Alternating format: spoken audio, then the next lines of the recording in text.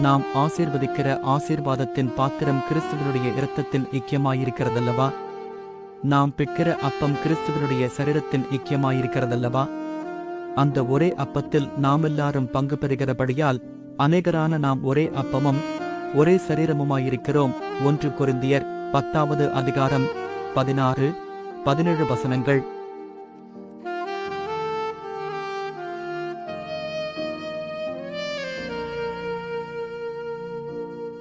நாம் ஆசீர்வதிக்கிற ஆசீர்வாதத்தின் பாத்திரம் கிறிஸ்துவனுடைய இரத்தத்தின் ஐக்கியமாயிருக்கிறதல்லவா? நாம் பிற்கிற அப்பம் கிறிஸ்துவனுடைய சரீரத்தின் ஐக்கியமாயிருக்கிறதல்லவா? அந்த ஒரே அப்பத்தில் நாமெல்லாரும் பங்கு பெறுகிறபடியால் அநேகரான நாம் ஒரே அப்பமும் ஒரே சரீரமுமாயிருக்கிறோம். 1 கொரிந்தியர் 10வது அதிகாரம் 16, 17 வசனங்கள்.